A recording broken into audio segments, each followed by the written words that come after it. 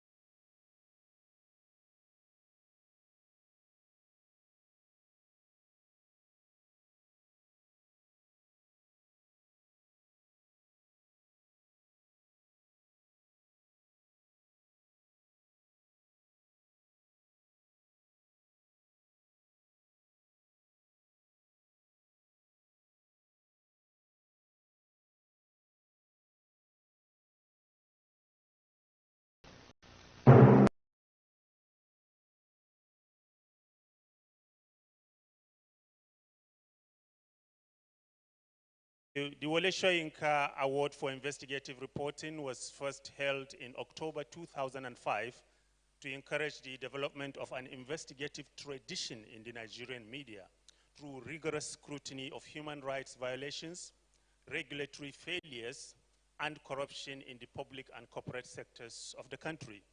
Before today, it had awarded 109 finalists, out of whom there were 56 Soyinka laureates, 33 runners-up, 20 commended works. It has also honored 12 investigative journalists of the year and 26 honorary awards recipients. This year marks the 17th anniversary of the Wole Soyinka Award for Investigative Reporting. The organizers of the award program, the Wole Soyinka Center for Investigative Journalism, have a vision to contribute to stimulating the emergence of a Nigerian community, one that is defined by the ethics of inclusion, transparency, and accountability through the mechanism of investigative reporting. And now we would like to introduce some of our special guests today. Professor Rokpo Shekoni, the Wole Soyinka Center for Investigative Journalism Board Chair, you're welcome to the program. A round of applause for him, please. We also have Mr. G.T. Ogunye, WSCIJ Board Secretary. You're welcome to the event. Professor Abigail Ogwesi Undisika, Chair 2022 Judges Board. You're welcome to the program, ma'am. We also have Professor Lai Osho from the School of Communication, Lagos State University. You're welcome, sir. We also have honorary award recipient, Mrs. Stella Dean Jacob, News Director at TVC News, who happens to be my boss. It's a pleasure to have you here, ma. We also have Mrs. Abiola Akiode Afolabi, the founding director of Women Advocates Research and Documentation Center, Ward C. You're welcome, ma'am. We now move on to announcing the finalists, which many of us are very much aware of. First, we have Babatunde Okunola of Diamond FM, Mr.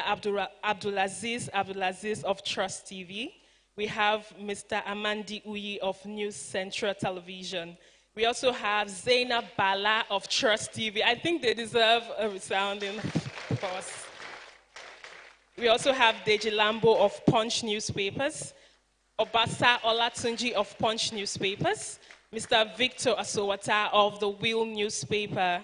We also have Mr. Chukwuemeka Eminike of New Telegraph Paper. We have Ms. Juliana Francis of New Telegraph. We also have Benga Salau of Guardian newspaper, Taiwo Aksan Adebayo of Premium Times, Folashade Ogurinde of TV 360 Nigeria, Olarewaju Oyedeji of Datavite. It's like the more the applause, the more we have, we know the number of people we have that are rooting for the finalists tonight. Please, let's keep the clap coming. We have our honorable judges being chaired by Professor Abigail Ndisika, Professor Lai Osho, Ms. Ayo Obe, Dr. Theophilus Abba, Mr. Akintude Akinleye, Mr. Dayo Ayeton. And we also have past Wole Soyinka laureates and finalists. We have editors, representative of the media, funders, non-governmental organizations, public sector representative, students, and friends of the house. It's good to have you today, this evening. You're all welcome. At this point in time, we would invite Mr. GT Ogunye, Board Secretary. Okay, so we would move on to the plenary session before we start with the opening remarks. So, Jimmy, over to you to introduce the panelists that we'll be having this evening. Okay, so on the panel this evening is Anas Armayau. Anas.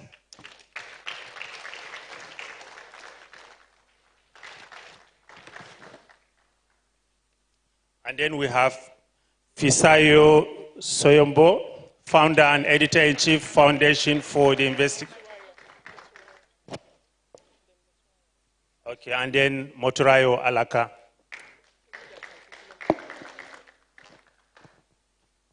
Thank you.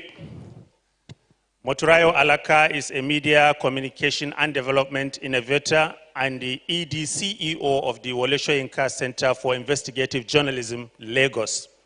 She has worked to expand the frontiers of social justice, democracy, development, and human rights in Nigeria, Africa, and of course, globally. Moturayo serves on the board of the Center for Collaborative Journalism, US, as secretary, and she is an advisory council member for the Media Development Investment Fund in Nigeria. She is currently leading 26 media and media organizations on the collaborative media engagement. Thank you for your time. And then Anas Armayau Anas is an undercover investigative journalist for over 2 decades under the name Shame, and Jail motto. His work cuts across journalism and whistleblowing, although he has done notable collaborations with the BBC Africa Eye and Al Jazeera Africa Investigates, amongst others. He operates primarily through his firm Tiger Eye, which produces investigative documentary films and undercover investigative reports. So this is the panel, ladies and gentlemen. Moturayo. Thank you. Good evening, everyone. So this is a short conversation we're having the first time to start the award event. And we're having this conversation because we think it's important to put into perspective the awards that we're making and the price that those win the award pay to be able to bring the stories to us. Sometimes we see the stories and there are times where we might not even be so happy with the execution of stories, or we might have 1 or 2 things about, how things were handled, and we fail to pay attention to the risk to the lives of the journalists that goes to the field to tell the story. So this evening we want to have a conversation about undercover reporting, which is like the extreme of investigative reporting. At the center we always say, let it be your last resort when you have tried every other thing and there is no other way to tell the story, because it is a lot. So we thought, let's bring to you an undercover reporter and let us hear from them, what they go through to tell the story. I was talking to one, about 2 or 3 weeks ago, and I was saying, how are you? I said, you've done like 3 undercover stories this year. I said, are you still the same person that I know? Because you've had to disguise your personality 3 times in 1 year. Does that do anything to you as an individual? Does it change you? I know one reporter was telling me, I lost my hearing because of an undercover report that I did, because there was so much noise where I was, and I was exposed to it for, said, so whenever there's a loud sound, said I hear a bang in my brain, just to tell one story. So we're asking, is it worth it?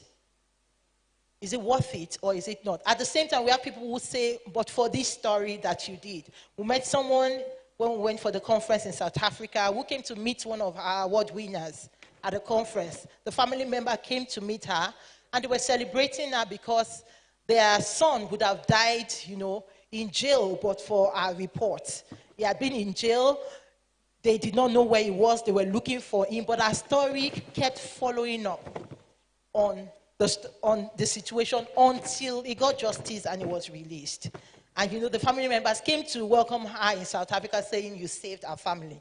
So, but we're asking those who go to the field, is it worth it? And so I have with me Anas.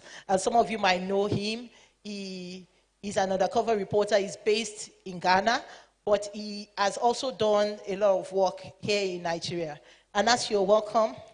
And I'll hand over to you to open. Thank you very much.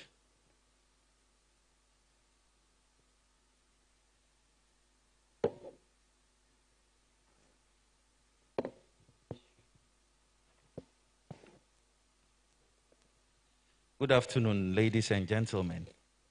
It's an honor to be here, and especially to be with my colleagues and some of the well-known and respected professors here in Nigeria. And I feel like I'm defending a thesis as I stand before you. Undercover journalism, how necessary is it? Let me first prompt the technical team to get ready, and please play my video from the beginning when I ask you to do that. So, I name shame and jail. The books say that we should inform as journalists. I don't do that. I am not your conventional journalist. I name, I shame, and jail. I'm a lawyer also. So I find myself wasting my time when I go undercover and I get the ingredients of the crime and I don't step up to testify in the court of law to ensure that the bad guys are jailed. I know that there are varied opinions of how journalism should be. But I consider myself being in a boxing ring, considering the kind of society we have today. I'm a product of the society. And I've always said that there's no point in doing undercover journalism if it does not progress society. So when I say you're a thief, I give you evidence and hardcore evidence of how you plotted to commit the crime, when you committed the crime. And I step forward in the court of law and I testify and the people get jailed. I'm not talking to you about journalism that I'm about to practice or an experiment. I'm talking to you about things that I have done and have seen palpable results. The Chinese sex mafia story in Ghana ended up with the perpetrators going to jail for 45 years. Nana Kwesi Agyeman's story, a man who raped girls as young as 3, went to jail for 15 years. When Ghana was under siege and our cocoa was being stolen and sold to neighboring countries, I went undercover, brought the evidence. The security officials were jailed for 18 years. MV Benjamin cocaine bust. Ricardo was jailed for 8 years. So I'm not here to tell you what I'm about to practice. I say I am a product of the society. Once we have criminals in society and the criminals step up their game, we also step up our game. So the controversy comes that journalists must only inform. I say yes, But I can't afford to tell that story and be on the same street with that criminal. I don't believe in exclusivity. I believe in impact-oriented journalism. And so I see nothing wrong, absolutely wrong, to stand in the court of law and meet the law enforcement agencies halfway to testify and ensure that these bad guys are jailed. Some of my friends don't believe in it. They are entitled to their opinion. But I am saying that this is the kind of journalism I do, and I've always loved doing it. Now, we are going to do a small exercise by watching some of the videos, and I'm going to ask these questions that if you were in my shoes,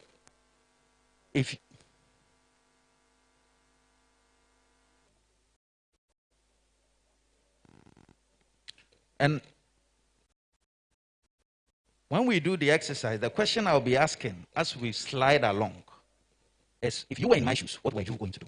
Please play the video.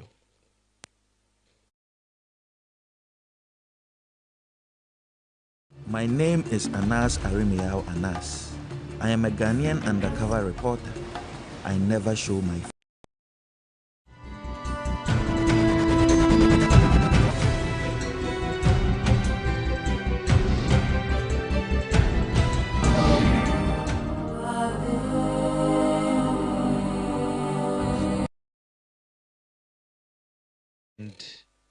It's a psychiatric hospital. What was the story? People who were in there, inmates, were taking drugs. They were being fed with cocaine. They had gone for a cure in that hospital. The food that was meant for these people was being stolen. This was something that everybody talked about. Where was the evidence? We needed to go undercover. Please proceed.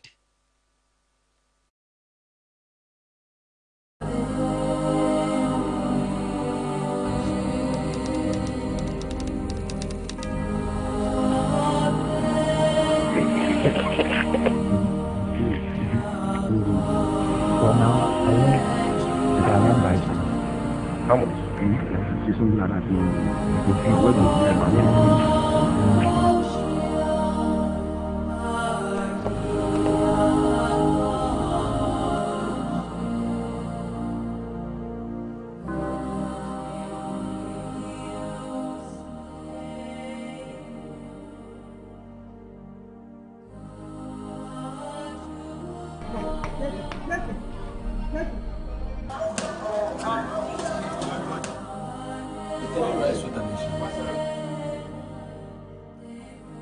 Example, when they put you in a small cell, the heat can let you become sick or even you can even die.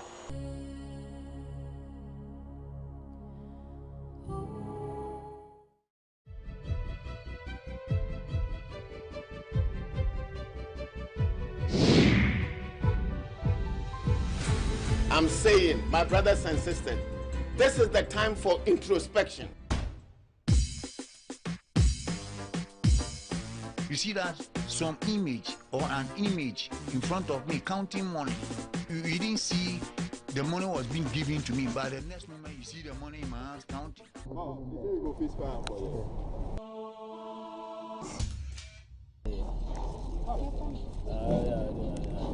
you. These vehicles, before they leave the harbor, must be inspected.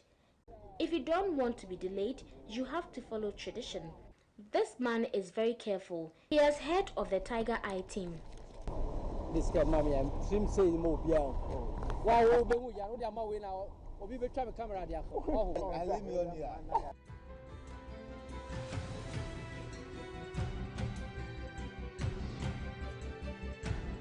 For centuries, some West African communities have branded children born deformed or with disabilities as evil spirits. In 3 weeks of investigation, I've already met 14 individuals who admitted they'd killed spirit children before. 10 of these said they were willing to poison my child. This is the soothsayer shrine. As dawn breaks the next morning, the police arrive and pack a safe distance from the house.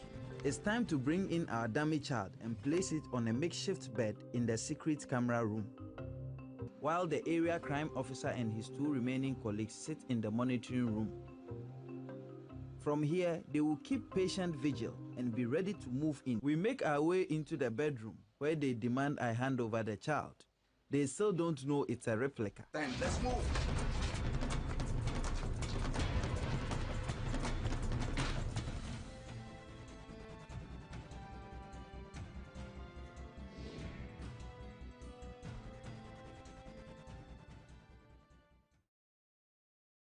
Since 2008, Tanzania counted 62 albinos who were killed, 16 who had limbs amputated, and the bodies of 12 albinos were exhumed. Chukua viungo, vidole vitatu.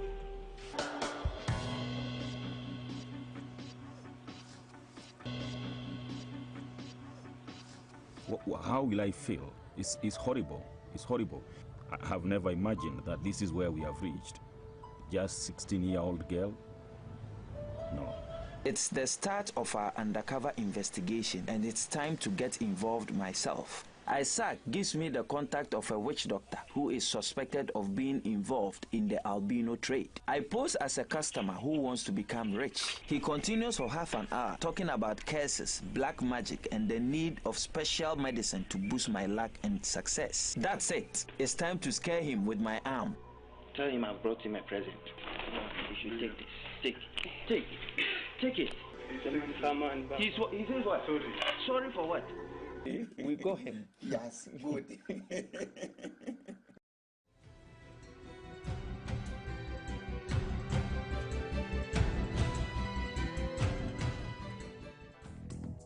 International aid agencies donate millions of dollars of food aid to Ghana every year. It's meant to keep malnourished children alive.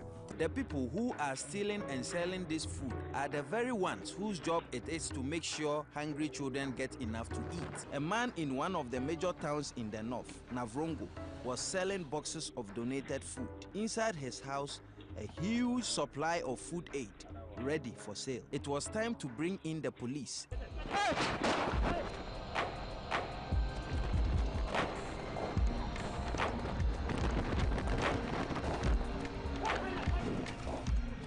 Out of those arrested, only the nutrition officer was ultimately charged. The others were helpers and didn't know the goods had been stolen.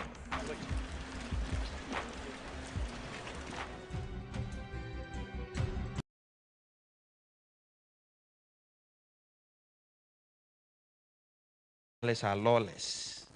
We just go in there, we just go on a hunting expedition, and we bring people down. Undercover, like my sister has already mentioned, would always remain a last resort. I am strictly guided by the BBC Ofcom rules, which establishes that before you go undercover, there must be prima facie evidence. And so, before I would say that a crime is being committed, I must be able to demonstrate that the person committed that crime yesterday, and he's likely to commit that crime today and tomorrow. So the laws are pretty important, because if you don't go by the law, your evidence will not stand the test of time or will not stand the legal rigors. So we are not lawless. We always make sure that before we take that important step to pull the camera to film you, we would have gone through the necessary preparations, the necessary gathering of evidence, the necessary reconnaissance before we put our evidence together. But it is interesting that when we do undercover journalism in our countries, some people say it's unprofessional. Yet this same undercover journalism has been done, and we continue to do it for the BBC, the CNN, Al Jazeera, and many international networks. So there's a deficit of understanding of the work we do. And I think it's part of society. We grow and learn. We also see a lot of pushback from state and non-state actors, depending on the stories we do. The last story I did in Ghana, which was about a finance minister, about 3 weeks ago, and the minister got fired immediately. Why? Because I am tired of committees. Now, when you are seeing taking the money, when you are seen making the assertions. It is a people's story now, because the people have seen you. It becomes very difficult for corrupt governments to hide criminals within their shelter. So it is not because I love undercover journalism. Yes, I love it, but I got into it as a result of the double necessity of this kind of journalism in our society. We have seen African governments all over the continent and their behavior when it comes to corruption. Even when his hand is in it, he says, no, I haven't taken it. So how else are you expecting me to tell my people's story if I don't go undercover? Please proceed with the video.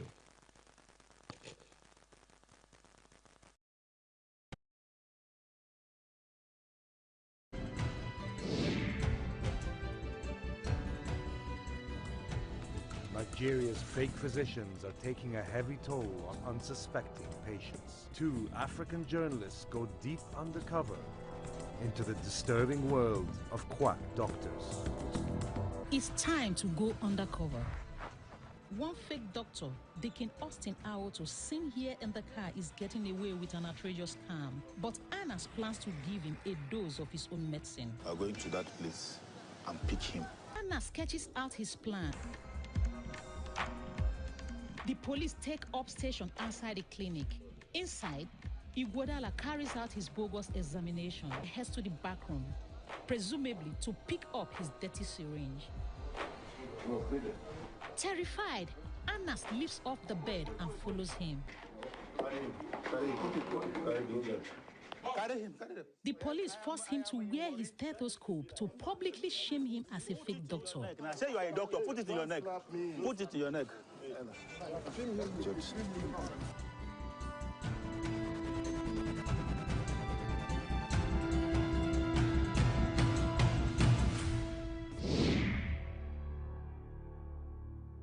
This is the story of the biggest undercover sting in the history of Africa and the extraordinary man who carried it off.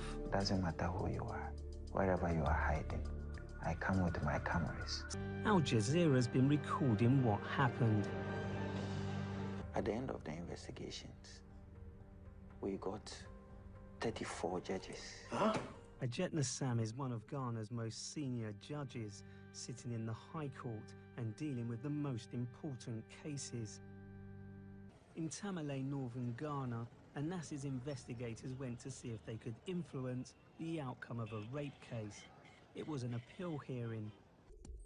This is Ansuji Abo. Ansuji Abo is a well-respected High Court judge. The judge is anxious nobody should know that he accepted the cash. I beg you, let this thing remain this way. Okay, my lord, okay. John Enda Bugri is one of a number of lawyers acting for the judges named and shamed in the film. Thousands of people have been given free tickets to see the undercover epic, which features 34 judges filmed allegedly accepting bribes. A police convoy escorts Anas's car because he's received several death threats. This is Justice Derry. He's one of the judges who have really tormented me in this investigation. He's filed many, many suits. This is Mayo. He actually said that normally it's 10,000 plus when you're dealing with the likes of Justice Derry because he's a big judge. Newly qualified graduates are called to the bar in Ghana. This is a joyful occasion, but Anas's expose has also cast a major cloud over the proceedings. The saga has not impressed the Chief Justice. Sometimes it takes a spark, just a spark. And I think Anas has provided that spark for the whole edifice to blow up, for people to wake up and say, no more, something has to be done.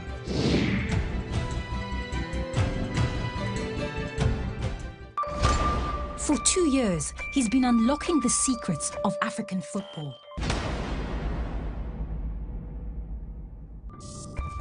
This investigation, it seeks to look at football When this story comes, there's going to be a lot of trouble. We decided to go back and give them 500 cedis top-up money, and we told them it was a gift from the supporters of Hearts of Oak. Suka appears distracted by his phone, but eventually takes the money. And again, it's a penalty. Ahmed Adams, Samuel Suka whistles the penalty. No, I don't think it was a penalty.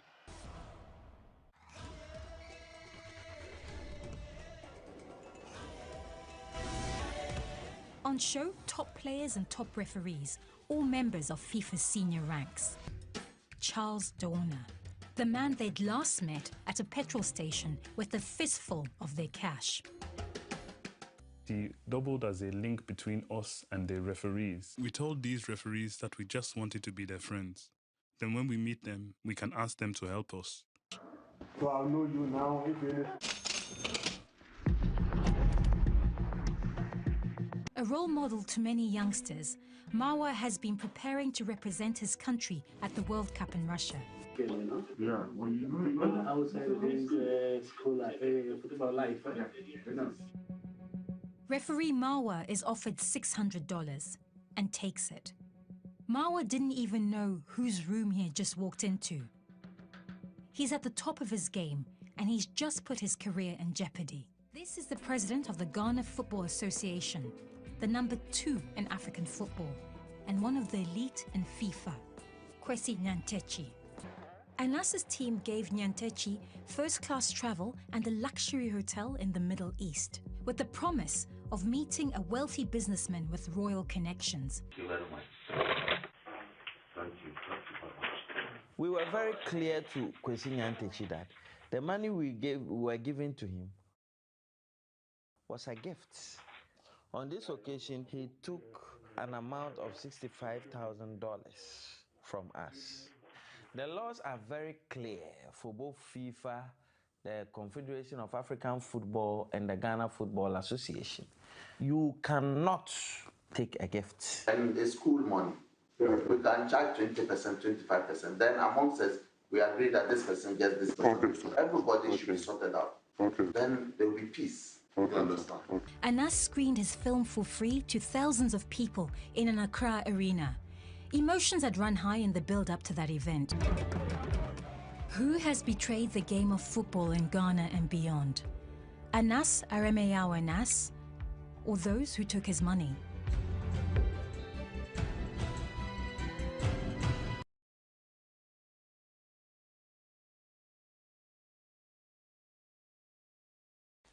For justice, I had over 66 legal suits, and for the football, betraying the game, I had over 100 legal suits. But guess what?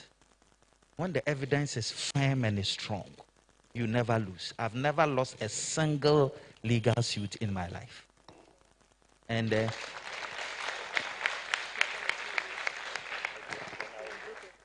and you expect me not to do undercover journalism. What else should I do? I'm able to stand here and talk to you because undercover journalism has defended me and defended my life, despite the dangers.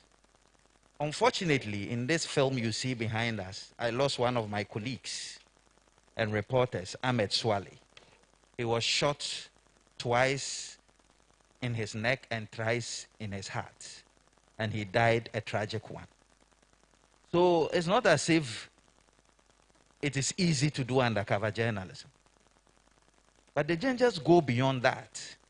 Malawi's Human Harvest will introduce to you another kind of danger that we suffer as undercover journalists. Please proceed.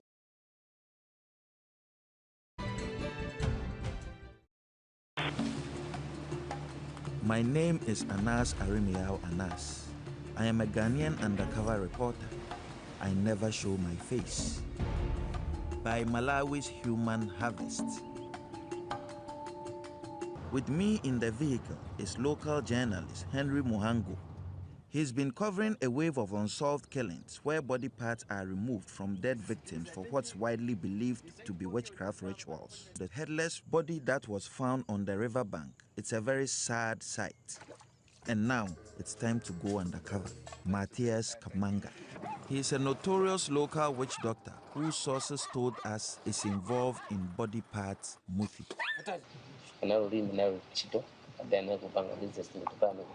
We are moving into dangerous territory. Suddenly, a very bad feeling comes over me. For the equivalent of around $8,000, they offer us 2 muthi murders and the blood sucking of a young child. Okay, then let's leave here. There was a small, good-humored crowd gathered at our vehicles. You shouldn't be scared. They should feel free. But as Kamanga and Impata melt into the darkness, the mood turned ugly. Really ugly.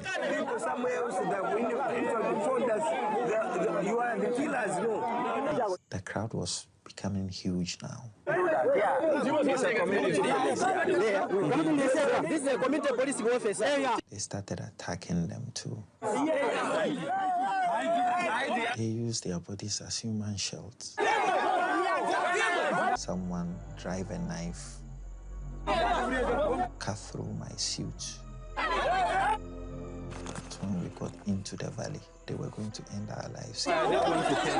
Witch Dr. Kamanga and his associate Njuku Mpata claimed that between them, they killed 12 people.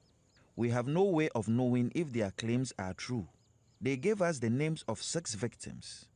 Henry later investigated and discovered of the 6, 3 were alive, 1 was confirmed dead, and 2 were missing. As the coronavirus swept through Ghana, our health workers were the first line of defense.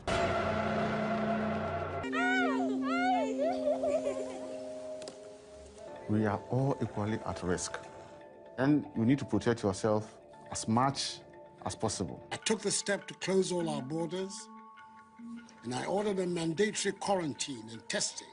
The government instructed the hospital to obtain PPE by any means necessary, and wealthy donors provided thousands of items. But I received multiple reports that some of the hospital staff had formed a clandestine network to cash in on the crisis by diverting PPE and selling it off. Thomas charges 600 Ghana cedis or $105 for the 3 products, designed to protect intensive care unit staff from infection. I showed him my video evidence of Thomas's activities. If you look at the facial in my head of department, tried on it on his own to try and create some for us. And apparently we had some in the country and people were selling it. Like that's wickedness. The bag contains 10 bundles of 10 face masks, 100 masks in total, all made on site and meant exclusively for hospital workers. Divine appears happy with his 800 cedis or $140 and unconcerned about 100 masks he has just removed from the hospital front line. We put these allegations to the senior management of the Greater Accra Regional Hospital. They responded soon after, stating that following an internal investigation, both men had been suspended from duty for privately selling PPE in breach of hospital rules. We spoke to one herbalist in Nigeria, Dr. Ben Amudu, who claims to have developed a series of miracle drugs that cures COVID-19. An oral vaccine is the one to beat, and it is good to go for the cure and the prevention and cure of coronavirus. It has very strong immune-boosting properties.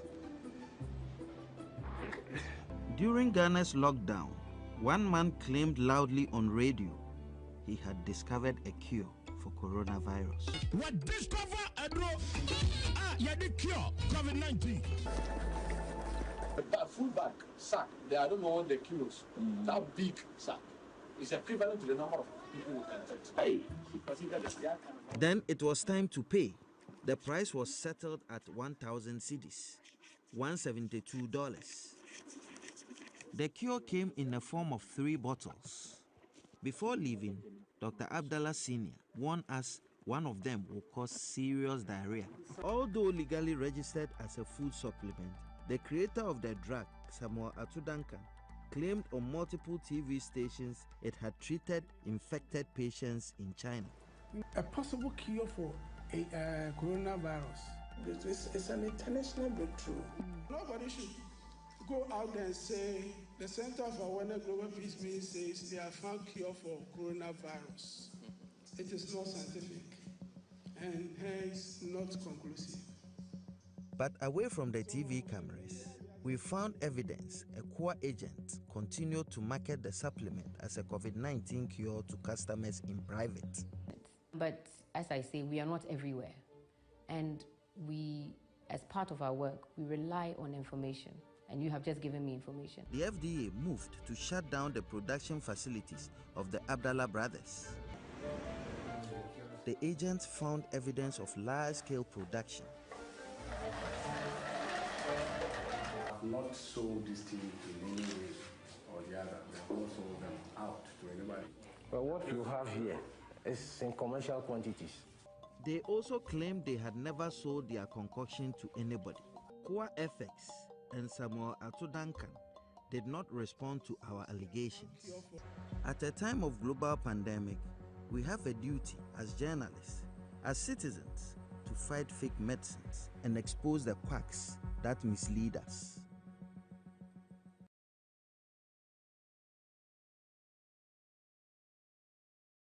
Five minutes to establish why I think me and my colleagues, and I'm happy to have them all seated here, why we do undercover journalism. I think that there must be a paradigm shift as to how we look at journalism in Africa. And that the journalism we do is not about what somebody has written in Colombia or what somebody has written in Cambridge. We live with the people who face the dangers and the threats in the same society. We also know that our state institutions are not properly resourced. Unlike my colleagues in the UK, we do a story and within 15 minutes the person has resigned and they say this committee, this person is doing that, the UK, something has taken over. Unfortunately, we don't have such strong institutions in our various countries. So I think that the circumstances that you find yourself must define your journalism. It doesn't mean you have to be unprofessional. But I will emphasize, and here before all the good professors, that I don't believe in taking hook, line, and sinker what has been defined in the good books of journalism. But what can you do? Of course, you get threats have become normal and daily. And I guess it's not just me, but my colleagues here would testify to people wanting to get you. You see, with undercover journalism, people really understand what it can do to them when they are caught taking money on tape. What that means, apart from not being punished by even the government, society itself has its way of punishing you. So people are more dangerous when it comes to receiving undercover, and you have to, before you release a story, you have to fly your family out if you can afford, or move them somewhere. You have to move your staff out. You have to do everything possible to protect yourself. And personally, of course, if they are after your wife and kids, then you know what you mean. So you have to find a safe place, go and hide, go low-key for sometimes months, sometimes years before you raise your head. Another one is legal suits. Fortunately, I'm a lawyer and I have a law firm. And so all legal suits are duly welcome. But like I said, we're able to stand toe-to-toe with them. Thank you. Okay. Yeah, you mentioned the case of doing a story in a psychiatric hospital and having to take the drugs. Yes. So in the psychiatric, so it was a difficult one. So I don't take alcohol, I don't smoke, I don't do anything. So I find myself in this hospital and then I have to be given the injections. First, you'll be sedated according to the problem that you saw. I was sedated, knocked off totally. You get up, the next thing, you take your drugs religiously, you are taking injections, you are taking tablets.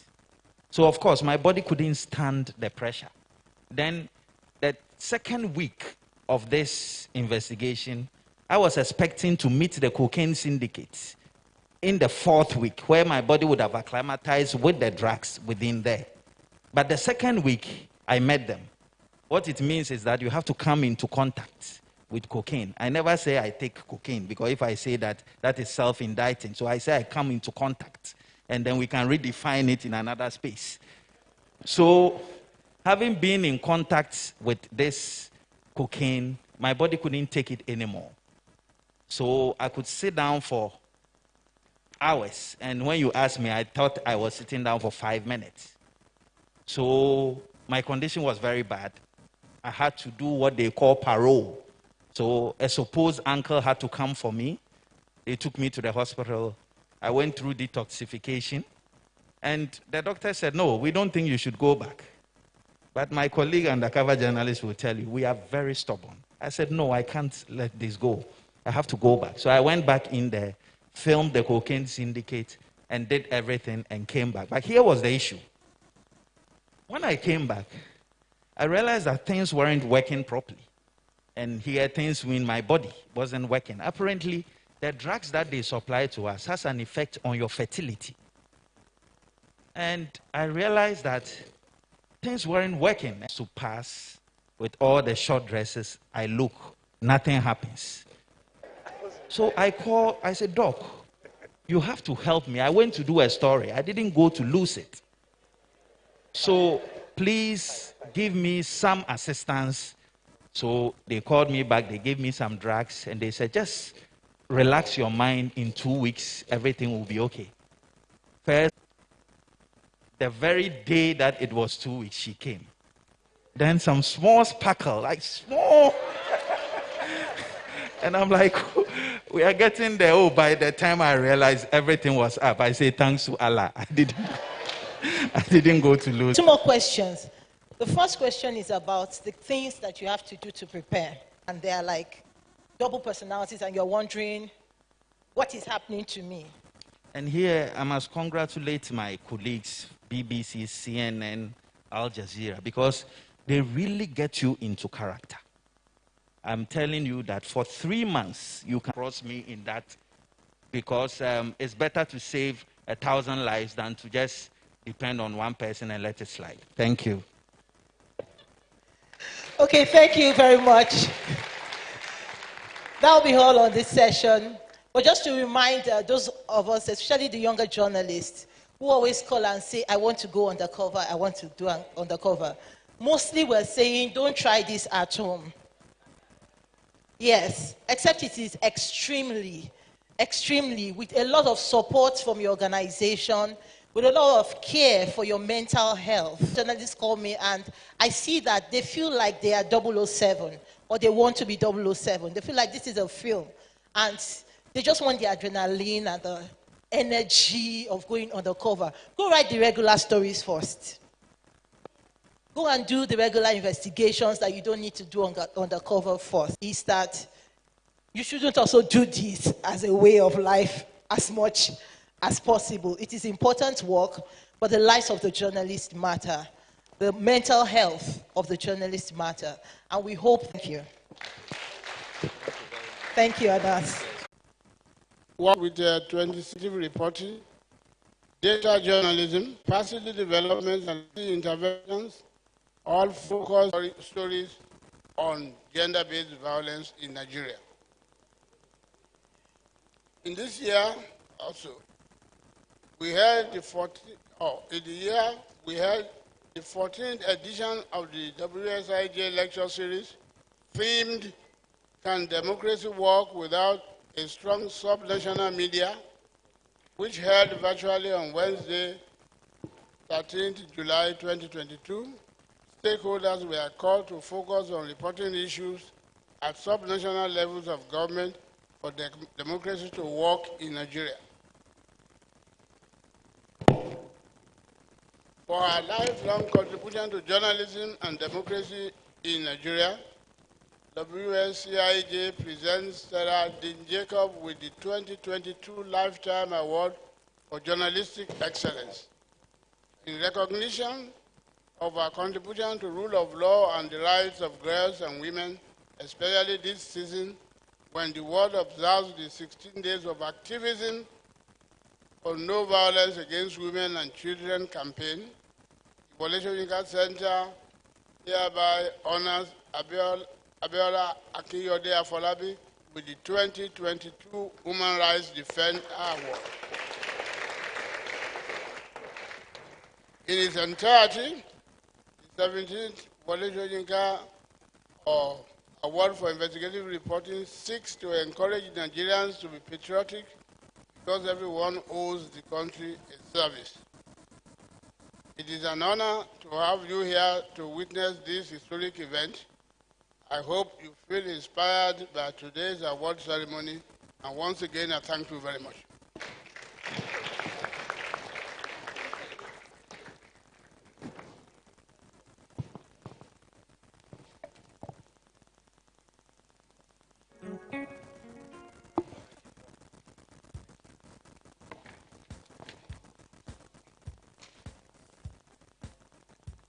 And the band, you may as well continue. I can hear you in the background, so you have 5 minutes, and then we resume.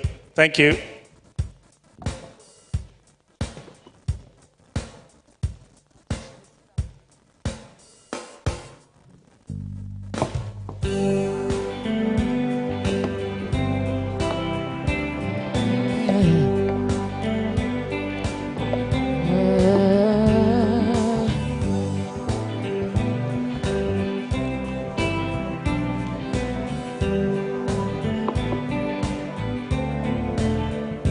Oh, pirates, there are by.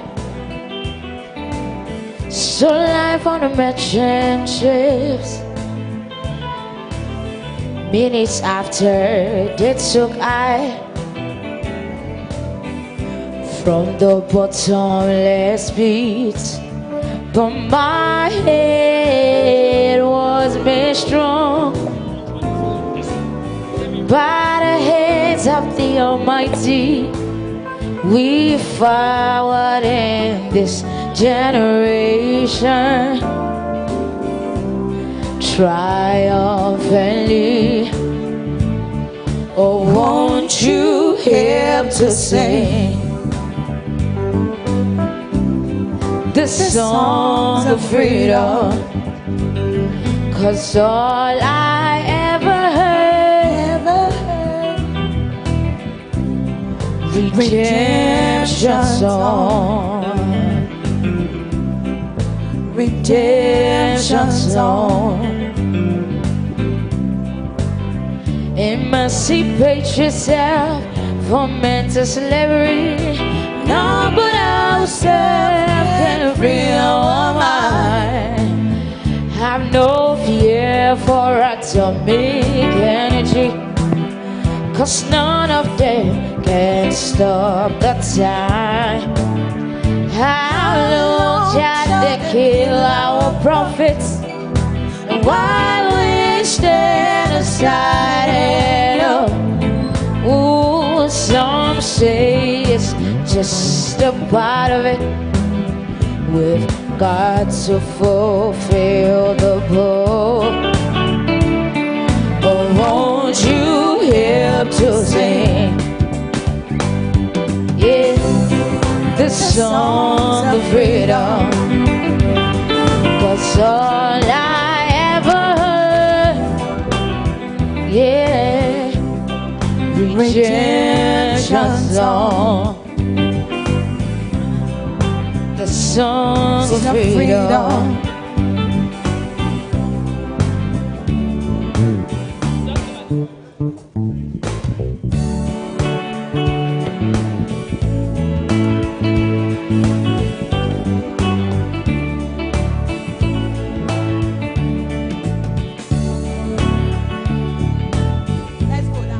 Thank you very much.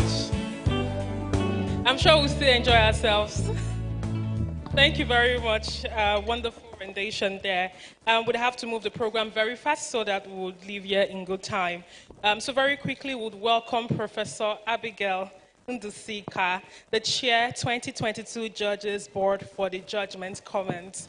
Thank you very much. A round of applause. I'm sure they've done a very good job.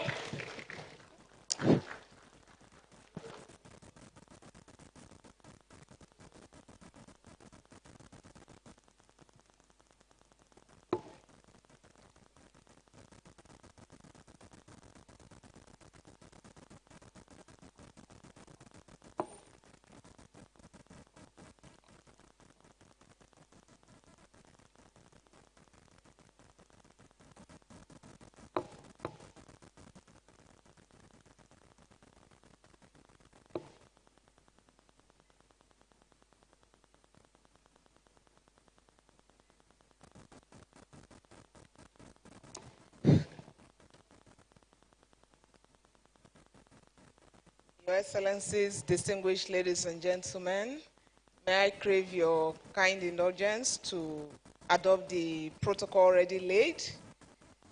I'm here to present a speech of the Judges Committee on the award we're having this evening, which is the 17th Wole Soyinka Center for Investigative Reporting Award.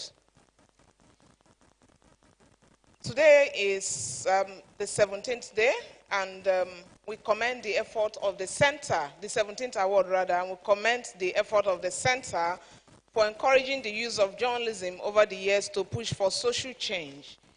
And this year's call for entries actually attests to this assertion. For the 2022 Judges Committee, it's gladdening to see the center was stronger in deploying journalism for national development. We just saw the case of Anas, and it was quite revealing changes that took place. So imagine a country where you don't have journalism. What would have been a lot? So we commend all the journalists. At the beginning of the last quarter of this year, 6 of us, not in any particular order, but I start with Professor Laosho. Professor Laosho is a teacher of teachers, professor of professors, and mentor of a lot in the industry. So he's there. Please give him a round of applause. He's the team lead. I'm just the executive messenger.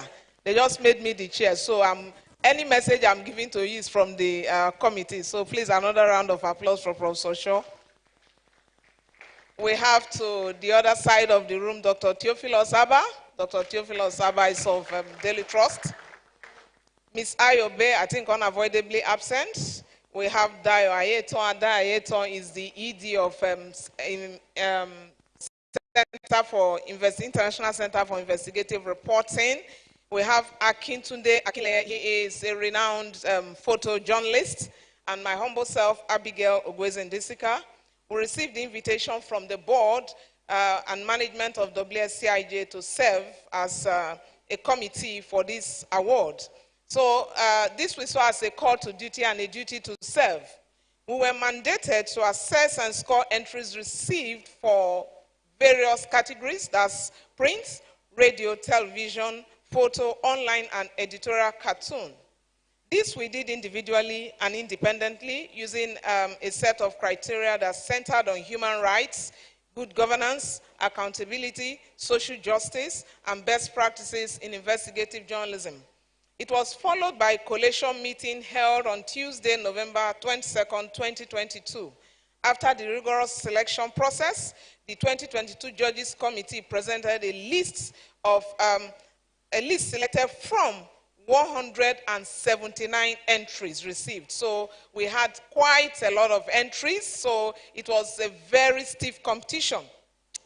And those ones met the criteria. So we had, actually they got 218 entries, but 179 met the criteria, and so those were the ones assessed. Print, 46, online, 97, television, 10, radio, 6, photo, 13, and editorial cartoon, 7. The journalists who made the list for the awards have, in the course of their duties, shown uncommon innovation and profidity, ethical journalistic courage, as we saw this evening from Anas, individual creativity, and public benefit in their reports on clandestine activities, public and corporate corruption, human rights violation, and or failure of regulatory agencies. Over the years, WSCIJ, through this award, is using the instrumentality of journalism to draw the attention of duty bearers on the need for the country to remain focused on deepening democracy, curtail the aggravated exposure to poverty, hunger, lack of access to education, limited health care services, inequalities between female and male persons, and other issues that have kept our nation having motion without movement. Most of the stories show that we're just sloganeering as a nation on change begins with me, as the campaign is largely focused on the governed without addressing those governing. And by that we mean the public office holders, those elected, appointed, or employed in leadership positions in the country, which are the duty bearers. Similarly, investigative reports were adjudged to be shallow as the level of investigation did not measure up to standard, rather just an inch depth research. So they were like deep features, not real investigative stories. Notwithstanding, light was shown on the issues of most of the stories, exemplified accountability, which has been undermined in our country. Again, this award is special because it will reward investigative works of journalists who, despite the challenges they faced in the line of duty, focused on human interest issues that affect Nigerians the most. According to the center, that's WSCIJ, in a recently released report titled Hushed Voices and the Media's Defense for Civic Space, there is an attempt by state actors to hush the voices of journalists in the line of duty, which suggests that the state is attempting to close the civic arena of contestation against the civil society organizations, in particular for the public interest journalism by contesting against the civil group. And so because they feel that these people actually bring to the fore issues confronting our nation's development and citizens' views and discontent on the state of the nation, not discounting that the state actors issues of poor governance and human rights abuses. So they have actually dealt with a few journalists in the line of duty. This morning, I think it was a major issue during the morning session. So we are happy to say that from 2022 entries, journalists have remained undeterred and cruising in the discharge of their responsibilities as contained in Section 22 of the nation's constitution, that they should bring the duty bearers to account on their activities. So this is in line with the theme for this year's special edition, and it also ties to what happened in 2020, where we said they were masked, not silent. So the judges, in our views, will submit that Nigerian journalists have remained resilient in the face of threatened and shrinking civic space. As such, we salute them for their uncommon courage and irreproachability. Now, going to what we found in some of the entries, so that's our observations. Generally, all the entries are strong because they drew attention to major national issues. Most of the stories are real indictments on so many national and sub-national issues, ranging from accountability, governance, and media independence. They point us to inclusivity by drawing our attention to minorities. They looked at issues around women, youths, people with disabilities, and hard-to-reach areas, not discounting the rot in the private and public sectors, and also at the three levels of government. It's heartwarming that journalists are also scrutinizing the rot at the subnational level. Furthermore, some of the investigative stories threw up issues and using evidence provided solutions, especially on criminality and corruption. But these solutions appear ignored. In particular, the law enforcement agencies can cleanse itself if the political will is there, based on some of the reports that have exposed the involvement of law enforcement officers in the spate of insecurity in the country.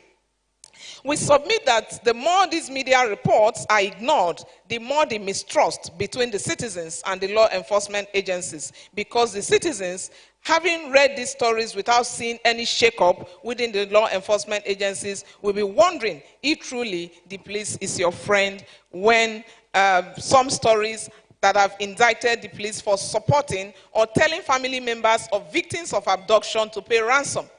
In addition, some stories exposed how security is for the powerful in the society, not for the downtrodden, as those in power have security officers guarding them while the lesser citizens remain at the mercy of bandits and kidnappers. This is in line with the collaborative media project, that is media engagement for development in data missing justice, a media justice status study, sexual and gender-based violence in Nigeria spanning 2018 to 2020 that was carried out by WSC. And it brings to the fore the implications of missing evidence in justice administration for sexual and gender-based violence cases. Another story in this same category centered on integrity of some SMEs, that's small and medium enterprises, with false claims and other sharp business practices. We commend the reporter and the medium for resilience. It is important to state that the reporter traveled to a West African stream of quality investigative reports, and the competition EU elected, appointed, and employed, who abused trust and exposing clandestine activities and defending human rights, also exposing corruption. Wrapping up top stories in the online category is the one that exposed how corruption around contract award in the education sector of a state has brought education. This story is also commended. In all, for the online category officials in fleecing and underdeveloping the country through connivance and fraudulent contracts. As a matter of fact, we read stories on the head of a state government agency using her husband's through that account. But journalists have done their bits. But if we must have trust in the country, government must use this to change things. So we also saw how the State House of Assembly that is supposed to check the excesses of the executive, instead of using them to make life meaningful for them. However, it detailed methods without identifying story on banditry, traced the roots of the early communal tension and systemic failure, played uncommon courage, and put himself or herself, because we reviewed them blind. So the investigation is superb. The journalist won the confidence of bandits and was able to convince them to speak to him directly. He also got not just the survivors and family members of the victims to speak, but also the traditional institutions. The runner-up is an investigation to the problem because of gratification. It also brought to the fore how before Nigeria's general election. Therefore, it's newsworthy and an issue of increasing importance as well. Finally, the runner-up is on injustice, which presents an anomaly known to all and sundry. But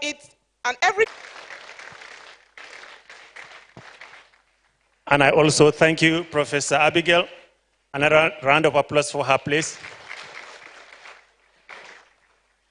She talked about it in her speech, and I'm going to briefly go over the categories again. There are 3 categories that have been assessed across various categories. That's journalism for TV, radio, print, online, editorial, cartoons, pictures, and so on and so forth. And then there's the honorary awards, Lifetime Award for Journalistic Excellence and Human Rights Defender Award. And then we have the 2022 Wole Soyinka Center for Investment shortly. The other representation would start with the television category, the print, radio, editorial, cartoon, photo, and online. Over to you. So the winners will get a certificate of commendation. That's for the highly commended works. And the winner, the big masquerade, will get a certificate, a laptop, 200,000 naira, an international trip, and of course a plaque.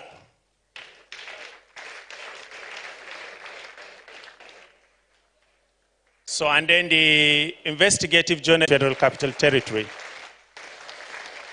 Please present the award. Yeah, please come on stage, Professor. And bandits for over a decade. Thousands of people have been displaced and hundreds have died.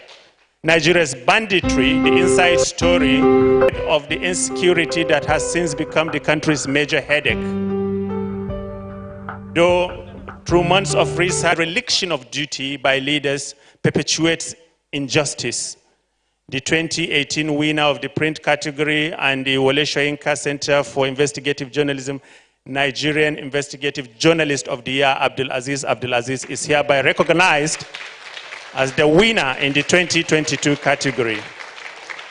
And Professor Abigail, if you are on standby, could you please come again on stage and award this gentleman?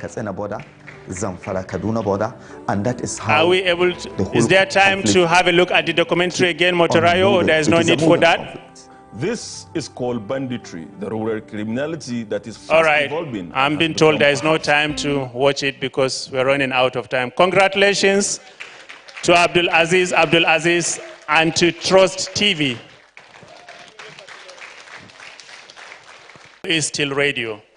We have a lot of radio listeners across Nigeria. Thank you for being there, Ambassador.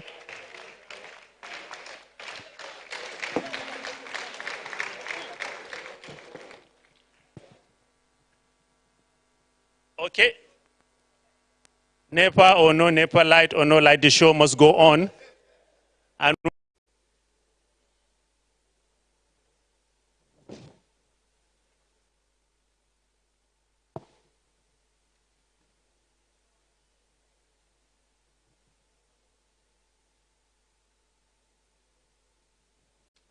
thank you.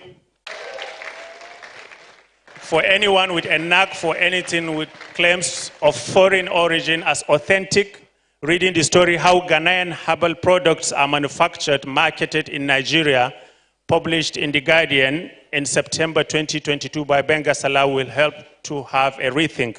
The story reveals sharp practices by some small and medium-sized enterprises in Nigeria that use foreign addresses and telephone numbers on the labels of their products.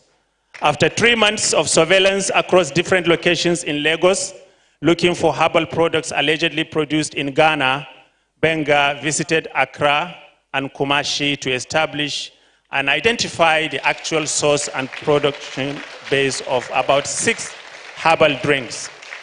Benga Salau is hereby commended in the print category of the 2022 Wole Soyinka Award for Investigative Reporting. Congratulations. And I hereby call on Mr. Idris Akimbajo, Managing Editor at Premium Times, and one-time overall winner of the Wole Soyinka Award for Investigative Reporting, to make the award. So it's a transition from one winner to another, and we hope Benga himself will one day hand the baton to another winner. So like I said,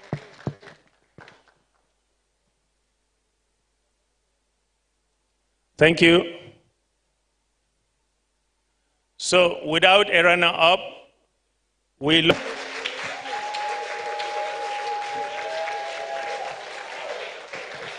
Juliana Francis's 4-part investigative report titled For 50 Lecter Police Truncate Defilement, Rape Cases, Deny Victims Justice. It was published in the New Telegraph in February. An expose into how police officers misuse their position to truncate justice for sexual report showed how police officers change statements and charges, remove medical reports showing that survivors were raped, and sometimes allowed the perpetrators to escape. For exposing impunity amongst security agencies, Juliana Francis, who won the print category and the overall prize for the Wole Soyinka Center for Investigative Journalism category and Reporter of the Year in 2014, she's back again and is hereby. Congratulations. You look so innocent. I hereby call on Mr. Idris Akimbanjo to make the presentation. Yeah. That is how it should be. A good journalist shouldn't betray anything, any demeanor, so she can easily blend and they will not suspect anything. That way, it takes a lot of resilience to pull off such a report, actually. Thank you. Congratulations. We need more people like you in the industry. Before we move on to the next category winners, I would like Ms. Juliana Francis to come and say a few words, if she wants to, for 2 minutes, and we would call the winner in the television category and Those are the two? Yeah. Online? No. Just so if they television want to and make radio. a brief remark, Just after Abdul Juliana. Aziz, after Juliana, how you feel, how it went for you. Yeah. Starting with Juliana, of course. Congratulations. Thank you, everybody.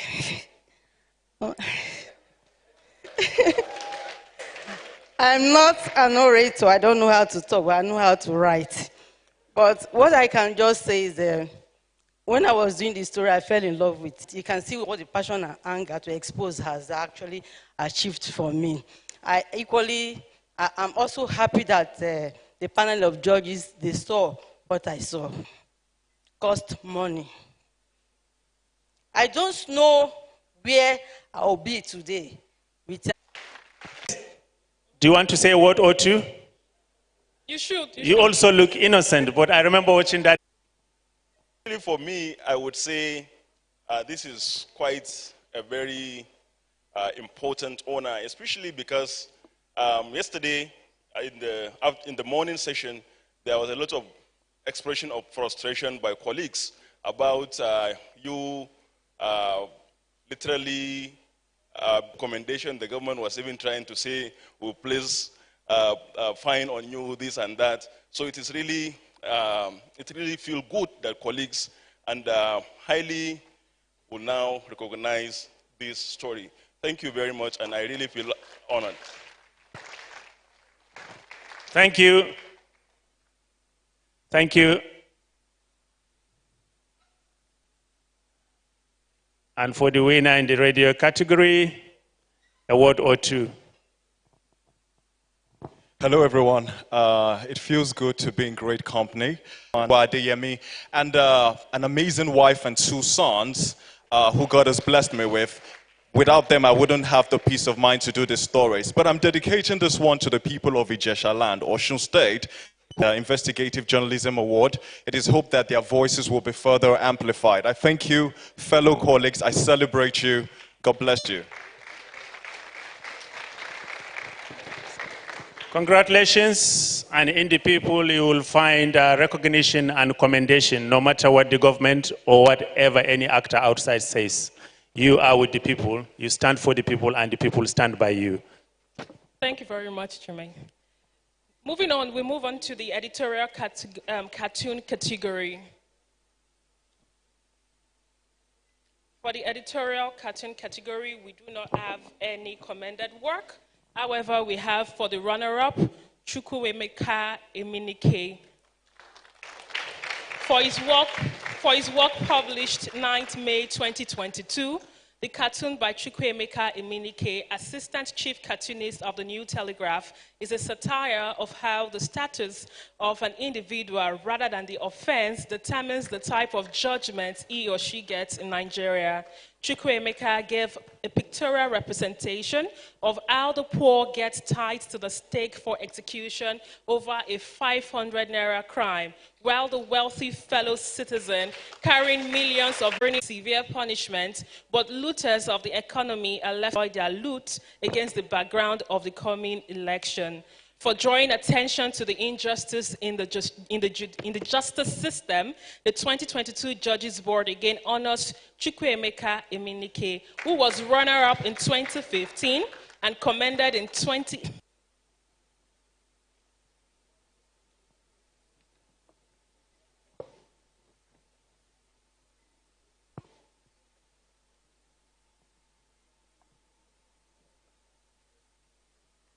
Congratulations.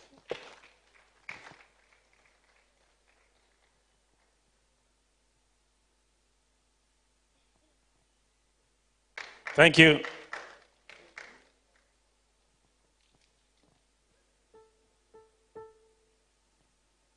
And the winner for the 6th June 2022 illustrates how politicians weaponize the poverty vicious circle created by them to manipulate elections, while the police officer who should guard against it looks away. The price tag on every vote, which ranges from 500 naira, 5,000 naira to 10,000 naira, and a second consecutive year, having won it last year. Mrs. Bimbo Olede will, however, make the presentation. Congratulations.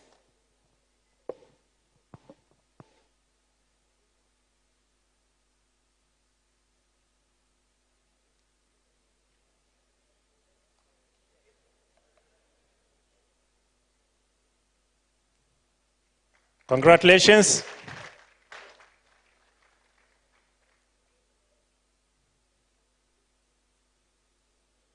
Thank you. Stay behind if you wish to make a remark or two. Hang on. Another innocent face with a strong pen. Thank you. Thank you very much. I want to thank God because this is the Lord's doing and it is marvelous. I want to appreciate God, my inspiration. He has been with me through hard times, through good times, and the inspiration of God upon me, I cannot explain it. There are things I do and people marvel, and I look at myself, I say, just me? But I want to thank God for this award. He did it the first time, he did it the second time. In fact, my first entry was a commended award, and I appreciated God so much for it. And I want to particularly thank the Wole Soyinka Center for this commitment to excellence in journalism. I would say that since I've been putting in for this award for the first time in 2019, I didn't win, but I tell you that it has helped me to also improve my trade. Thank you. So I thank the Wole Soyinka Center, and I want to thank the Wole newspaper, where I am the cartoon editor. I want to appreciate the management, and I want to particularly thank my editor. For a little over 2 decades now, I've been working with editors, but I tell you that Mr. Olushino is a different breed entirely. He's such a good, great gatekeeper for me. But I want to also thank my family, my wife and children. God has blessed us with beautiful children, and they have been there for me, encouraging me, inspiring me also to do my best. I want to thank everyone that is here, and I want to dedicate this award to the Nigerian electorate, because I remember that in the newsroom then, it was during the Osun election, and in the news, some of our reporters that covered the event came and they were like, it was a free-for-all vote buying. They were even saying that Dibo, Kosebe, Dibo, Gogbowo, they were actually doing it in the open glare of police officers, the law enforcement agents that were supposed to guard and protect the system and the process. But I was angry and I was passionate about it, and I said I would do something about it. And I, in my own little way, I put pen to paper and I came out with this. Congratulations. So I thank you everyone. God bless you. Thank you very much. Thank you. We need more cartoonists like you, and we hope you are going to mentor and inspire upcoming cartoonists. Congratulations. Moving on to the photo category. There is a commended work, no runner-up, but there is a winner. And for work commended, it goes to Olatunji Obasa.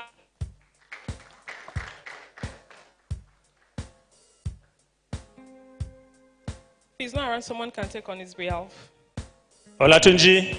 Olatunji Obasa's story, the photo, was on the front page of the Punch newspaper, titled Cry for Rescue. It was published 15th April 2022 in the Punch newspaper by Olatunji Obasa, a senior photojournalist with the newspaper. Captured the emotions of families of over 160 passengers who were on a train that was attacked on Kaduna-Abuja Road in northern Nigeria. The photo collage showed families of the abducted passengers at different gatherings, crying and begging for freedom of the train passengers who the abductors threatened to kill in a viral video.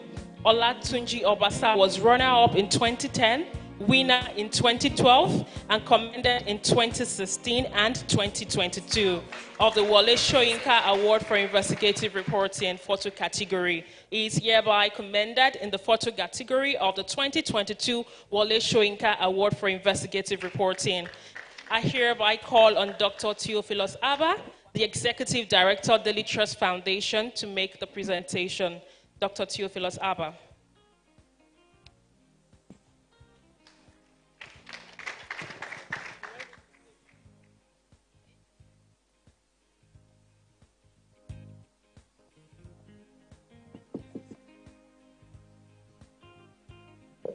Congratulations, madam.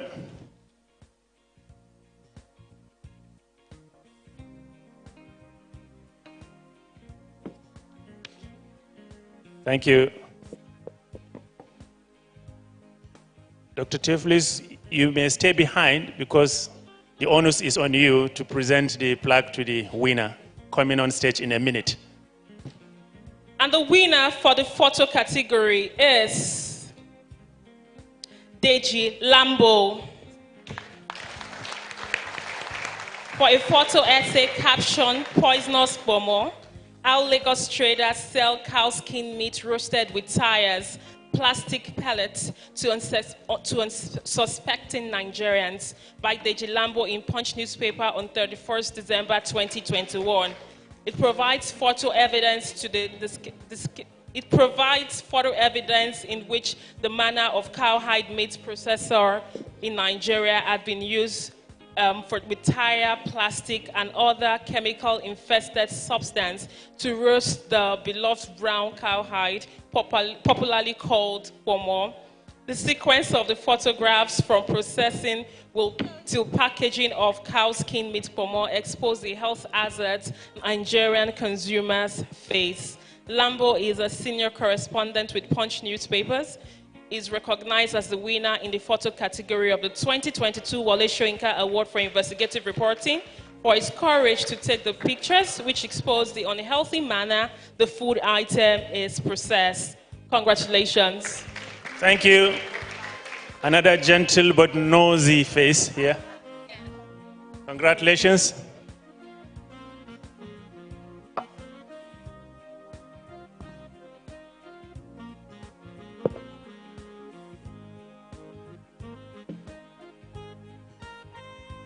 You want to say a word or two?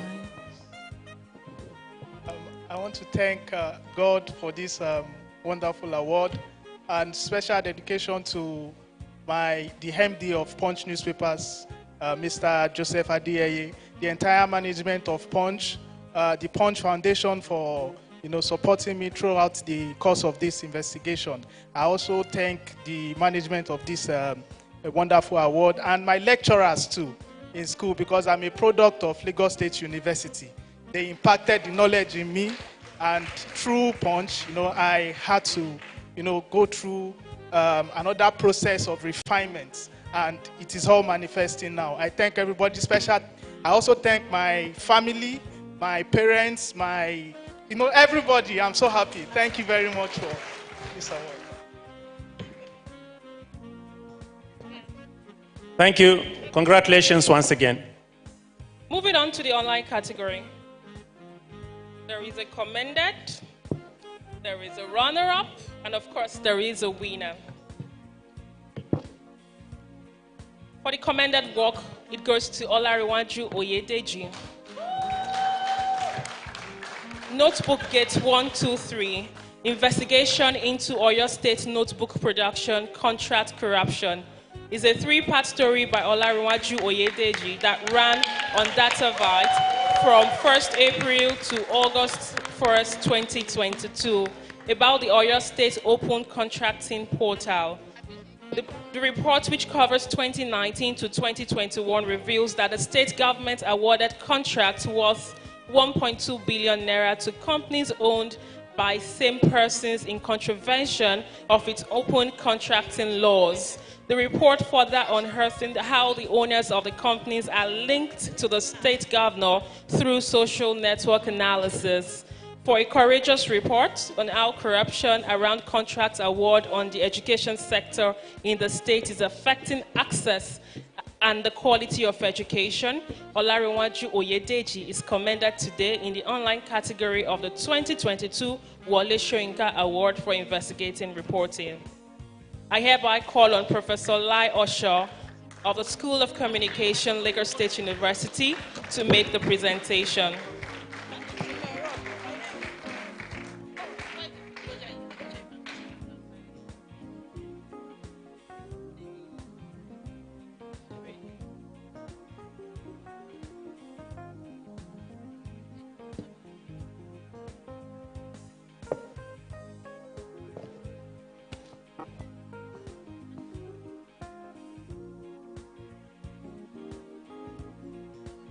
Please stay behind, sir. So for the runner-up category, the winner for the runner-up category is Folashade Ogunrinde. A round of applause, please. The story, Policies and the People, how the Lagos State government's mega city drive is worsening its housing deficit, by Folashade Ogunrinde, a news editor and producer with TV 360, aired 30 September 2022. It delves deep into the claims of the Makoko Iwaya fishing community and the redevelopment culture and plan of the Lagos State government. The story brings to fore the flawed redevelopment strategies of the government, how the poorest in the society often become the casualties of government redevelopment plans, for a persistent and factual report on how policies are driving the worsening housing deficit in Lagos State. Folashade Ogunrinde is hereby recognized as a runner-up in the online category of the Wole Soyinka Award for Investigative Reporting 2022. Congratulations.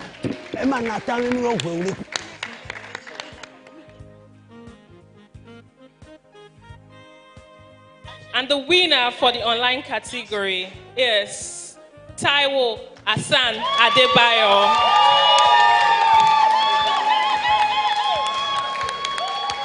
Pandora Papers series is a 6-part story of Taiwo Hassan Adebayo, who is the editorial head Investigations and Data Premium Times, published from 4th to 19th October 2021 as part of the Global Pandora Papers, a collaborative journalism effort.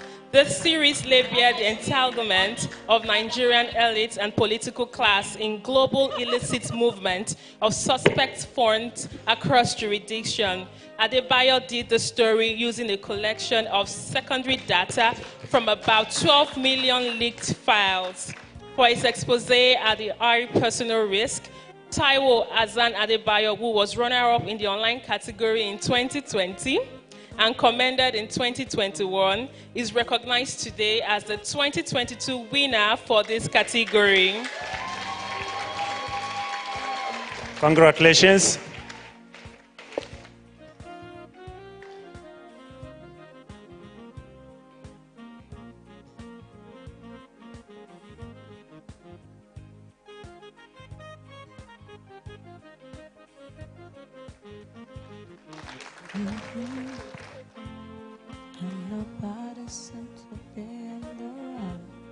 Congratulations, Tayo. Another innocent face. Thank you very much. Much gratitude goes to Wole Soyinka Center. I just literally entered the hall now from a trip. Congratulations to all my colleagues across other media houses who are also being celebrated today. It's my boss's birthday, Musikulu Mojid, so this is going to be a special gift to him. Thank you very much. Congratulations. We're moving on to the next category of awards, which is the honorary awards.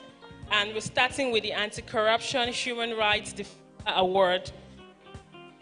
The Anti-Corruption Human Rights Defender Award was instituted in 2009 by the Center in collaboration with some civil society organizations in honor of a Nigerian individual or organization deemed to be outstanding in character and who has public record of stance against corruption.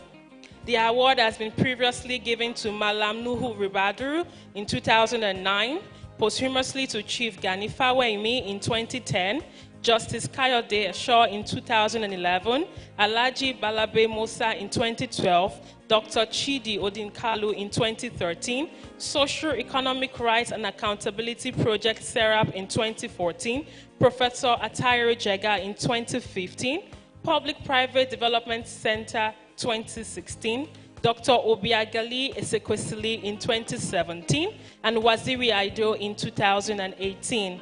The Human Rights Specialty of the Anti-Corruption Defender Award was introduced in 2019 by the Wole Soyinka Center for Investigative Journalism and was awarded to an individual or organization consistent in the defense of human rights and freedom of the oppressed. The first Human Rights Specialty of the Anti-Corruption Defender Award was presented to Amnesty International, Nigeria. In 2020, the first WSCIJ Human Rights Defender Award was presented to Mr. Femi Falana, Senior Advocate of Nigerian, human rights activist and constitutional lawyer, for his notable work in the defense of human rights, for being the voice of the voiceless, and realization of human rights in Nigeria. In 2021, Clean Foundation was presented with the award in recognition of its dedication to police reform and human rights defense in Nigeria, and the great contribution of its founder, late Innocent Chukwuma. This year, the Human Rights Defender Award will be presented to Dr. Abiola Akiyode Afolabi.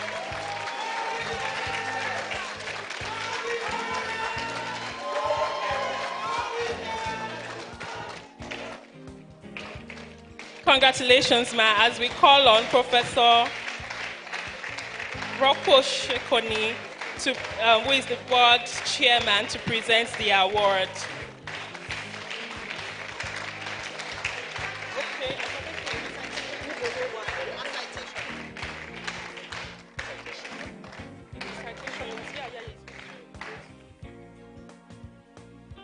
Hold on.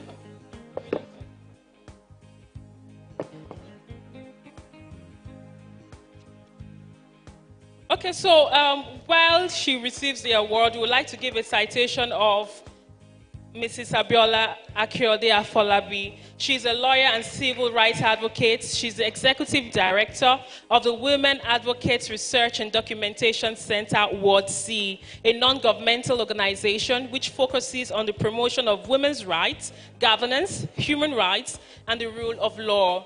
In the viral case of sex for grade involving one Monica Osage and Professor Richard Akindele at the Obafemi Awolowo University, OAU, Ile-Ife, she represented the survivor. She holds a bachelor's degree in law from Obafemi Awolowo University. Where are Ife students here? I know you always make noise. She holds a bachelor's degree in law from Obafemi Awolowo University, a master's degree in international human rights law from the University of Notre Dame, USA, and a doctorate from the University of London with a specialization in women, peace, and security. The former public relations officer of the Obafemi Awolowo University Ile-Ife Student Union Government, SUG, chairs the Transitioning Monitoring Group, TMG, a coalition of 400 civil society organizations. She also represents the Southwest Zone and the Director, Treasury and Finance on the board of West African Network for Peacebuilding Nigeria, a platform for collaborative peacebuilding for conflict, transformation, and development in Nigeria. In recognition of her contribution to rule of law and the rights of girls and women, especially this season when the world observes the 16 days of activism for no violence against women and children campaign, the Wole Soyinka Center for Investigative Journalism hereby honors Abiola Akiyode Afolabi with the 2022 Human Rights Defender Award. Congratulations. Congratulations. Thank you very much. I don't even know where to start. Rather, I think I will just first and foremost thank God for this. And I want to thank Wole Soyinka Center for this honor. I'm actually very, very humbled with this. In 1999, when the UN started the International Defenders Day, which is December 9, which is today. The International League for Human Rights, that's about 23 years ago, awarded me that award. And so if 23 years after I am back here to take that award from Nigeria, I agree with Wole Soyinka in their letter that I am consistent in what I am doing. I know I have 2 minutes, but I want to say something. On the case of Monica, I recall that my big brother, Kehinde Kolawole, said when he knew that I was on that case, way that the professor will escape. Today, we can say confidently that a professor of a university was convicted for sexual harassment, and there will still be more. As I stand there today, we are also after another professor from another university. But he has the courage, and he has gone to sue me to court. So I have a 500 million defamation of character suit on my head. Thank God the ICPC had come to the rescue, and they are working on that. So today, I'm dedicating the award to all the young ladies, young women in all Nigerian universities that has been harassed on a daily basis. I'm saying there is hope. There will be zero tolerance to sexual harassment in our university, and on that I stand. Thank you very much. Congratulations, madam. That suit is null and void. Thank you. Congratulations once again. And now to the Lifetime Award for Journalistic Excellence.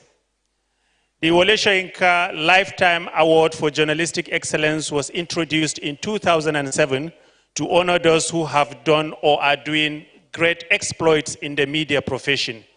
It was given to Alhaji Babatunde Jose in 2007, Malam Adamu Chiroma in 2008, Dr. Christopher Kolade in 2009, Dr. Doyin Abiola in 2010, Mr. Lanre Idou in 2011, Mr. Benson Iduneje in 2012, Mrs. Amma Ogan in 2013, Mr. Ademola Osinubi in 2014, Mrs. Bimbo Olayode in 2015, Malan Kabiru Yusuf in 2016, Mr. Edoitan Ojo in 2017, Mr. John Momo in 2018, Mr. Sonny Smart Cole in 2019, and Lanre Bandola in 2020.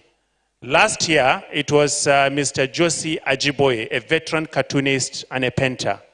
So who is it this year? Ladies and gentlemen, this year's winner is Mrs. Stella Dean Jacob, who stands under the spotlight.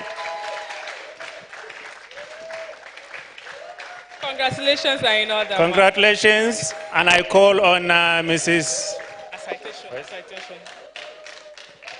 Stella Dean Jacob is a seasoned journalist, news manager, and a lawyer with a career spanning about 3 decades in local and international media. The director of news at TVC, Dean Jacob, had a stint working as the national head of news and general manager News 24 for Silverbird Communications. She has also freelanced for a number of international media organizations, including the CNN, Al Jazeera, the Vatican Radio, and the Guardian of London.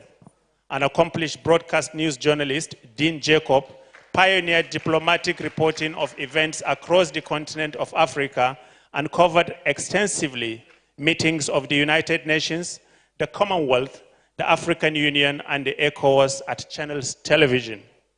She undertook a foundation course at the University of Warwick and graduated from the University of Kent with a Bachelor of Law in 1992. She attended the Nigerian Law School in 1993, and she qualified as a lawyer.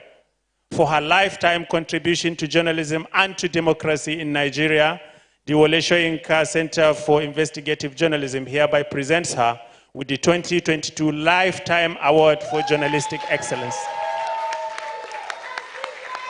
Motunrayo Alaka, it's your turn now to present her with the award, please. Congratulations, Congratulations, madam.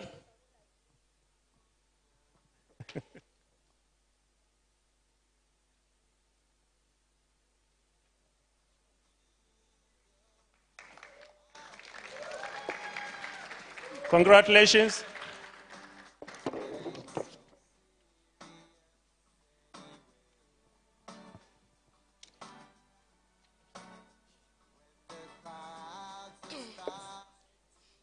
Good evening, everybody.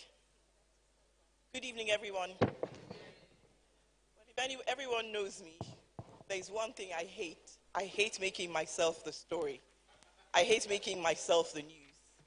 Everyone who works with me knows that before you put me on TV, you need to get my permission. I detest it with every drop of my blood because I truly believe that my work means I should work behind the scenes and then project those who should be the newsmakers. I am deeply grateful and humbled by this Lifetime Award for Journalistic Excellence. My background is law. I walked into Channels Television in 1995 looking for a job as a lawyer. And Mr. and Mrs. Mama looked at me and said to me, "Hell no, you will not do legal work for me. Do you know how to transcribe stories from the radio?" And that's how it began. I left Channels Television 20 years ago, but I'm deeply grateful for the training that I got from Mr. and Mrs. John Momo. I am what I am today because of the fact that they took a gamble on a novice, somebody who didn't know one end of a newsroom to the other. And that's why I tell the younger ones today, failure is not an option, and impossible does not exist. If you see journalism as a 9-to-5 job, then you will not excel at it. Journalism became a way of life for me. No Saturday, no Sunday. When I worked at Channels Television, on Christmas Eve, I would roast turkey overnight, and as my family went to church, my food would be brought on a tray. Anyone who worked at Channels Television would attest to it. So it is the training that I got from way back that has continued to propel me everywhere I have worked. There's so many people who have contributed in no small measure to what I am today. I am nothing without those people. Some of them are here. Mr. Lekan Ogubanwu, who I call affectionately brother, who basically mentored, taught me, gave me the opportunity to turn around impossible situations. Mr. Dele Alake did the same when he invited me to turn around LTV8 in those days, and I said to them, you know, despite the fact that you work in a government organization, if the only person you're reporting is the governor and not the people who elected him, then you're going to turn people off. I am at TVC News today as Director of News. Another big challenge, which I've taken in my stride in the last 4 years. Without wanting to waste your time, is just to say thank you so very much. I'm dedicating this award to my 8-month-old daughter, Matea Josephine, and the next generation of broadcasters, so that they will take off from where I have left and to understand that you're only as good as your last performance. I also want to thank my darling husband, Olumuyiwa, who has stood with me through thick and thin.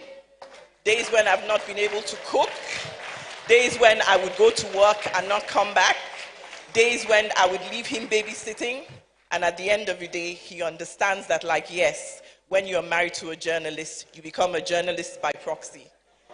I would like to thank my family members and also remember with fondness my sister Josephine, who died on the 10th of September this year, who was one of my greatest cheerleaders, who would always egg me on, and regardless of how bad it was, in her eyes, I was the best thing that happened to journalism. Same for my father, who died over a year ago. May their souls rest in peace. And to my younger colleagues, there's a time for everything. If you do not take into consideration the fact that there is a dangerous subculture of unprofessionalism eating deep into our business, one day you're just going to become the history. So much is emerging in the world of media today, and I urge everyone who is still a practitioner in this field to take the bull by the horns and go the extra mile. The difference between very good and excellent is paying attention to detail. And I'm indeed grateful that in my lifetime, I've been honored in this way for something that I'm passionate about, journalistic excellence. Thank you very much. Congratulations, madam. Congratulations. You are a credit to the profession.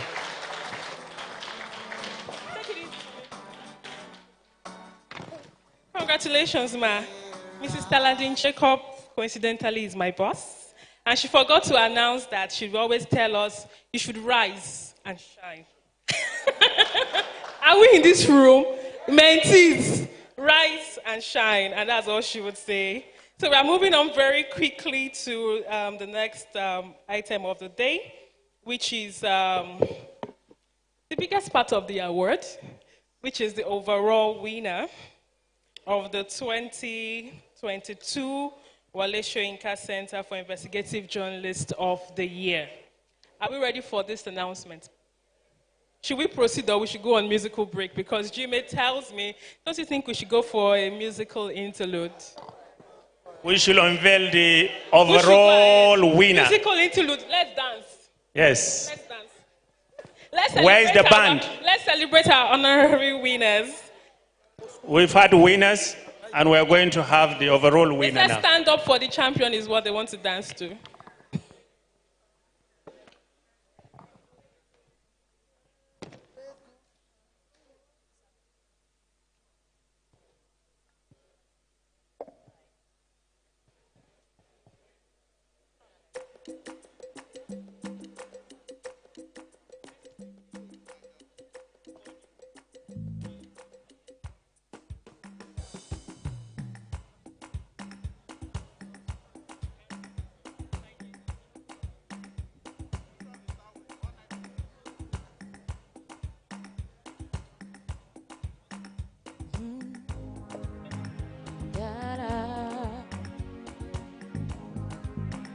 Whoa, da-da. Oh, hear my friends, the time has gone. Raise the roof and have some fun. Do it, words to be done. Let the music play on, play on, play on. Everybody sing, everybody dance. Lose yourself in one romance. We're going to party, go around, fiesta, forever. Come on and sing along. We're going to party, go around, fiesta, forever. Come on and sing my song. All night long, all night, yeah, all night, all night long, all night, all night, all night, all night long, all night, yeah, all night, all night long, all night, all night, all night. People dancing all in the street. Feel the rhythm all in the feet. Life is short. Let the music play on, play on, play on, play on. Feel it in your heart and feel it in your soul. Let the music take control. We're going to party, go around, fiesta, forever. Come on and sing along. We're going to party, go around, fiesta, forever. So I'd like to know it. You got a notion. Say I'd like to know it. You got a notion. To rock the boat, baby. Rock the boat, to tip the boat over. Rock the boat, to rock the boat, baby. Rock the boat.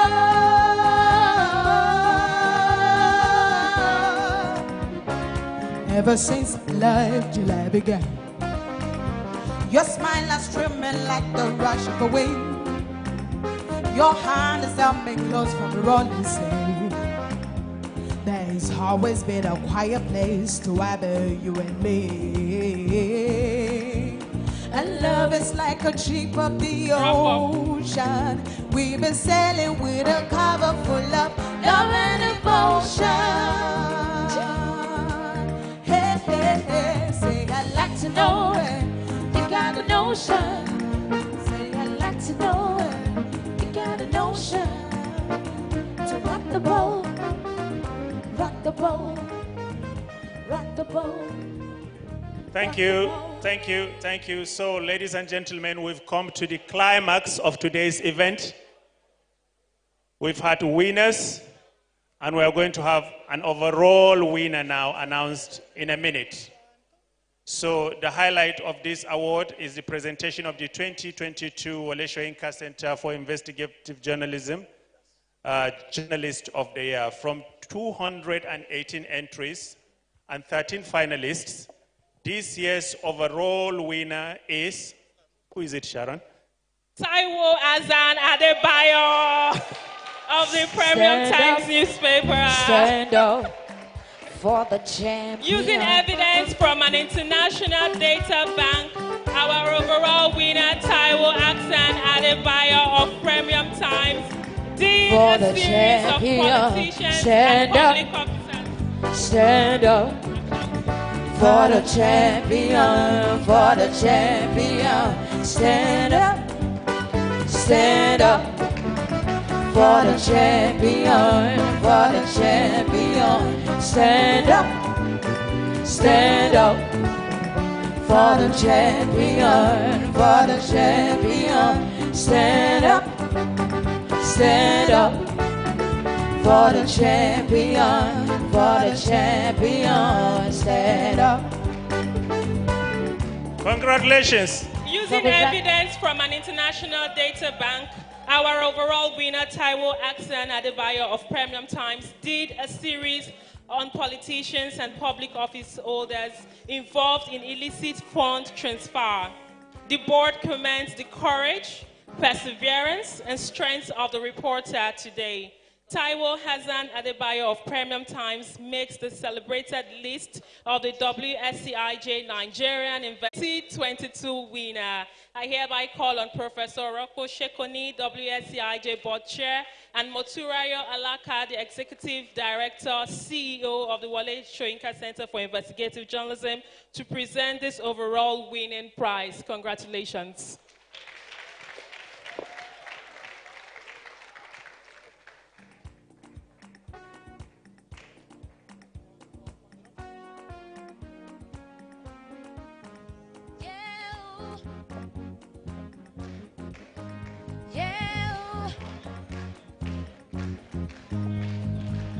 Celebrate good times, come on. Celebrate good times, come on. There's a party going. A celebrate.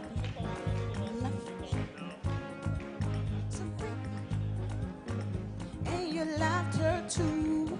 We gon' celebrate your party with you. Come on now. Celebration. So he's back with a bang. We gon' celebrate and have a good time. Thank you. Yes, you should have something to say. Thank you very much. Needless to say, I confess to feeling truly honored to have won the overall prize at the Wole Soyinka Awards 2022 this evening.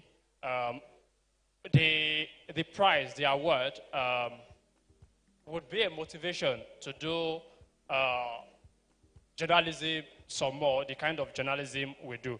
And the winning story, our Pandora Papers series, it is testimony to highest level of professionalism, highest level of journalistic excellence. We had the papers for nearly 2 years, and it never got leaked to anybody. In fact, our own colleagues at Premium Times only got to know days before the publication.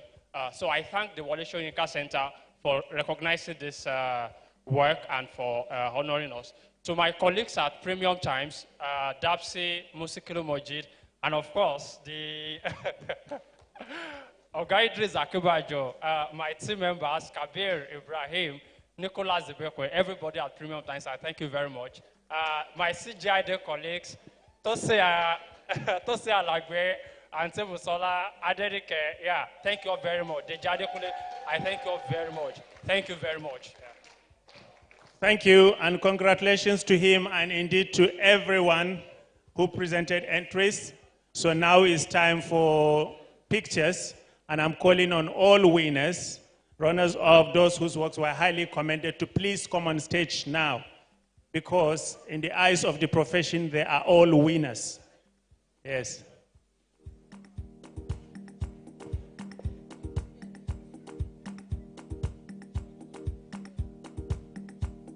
Everyone who was presented with an award, irrespective of the category, please come on stage.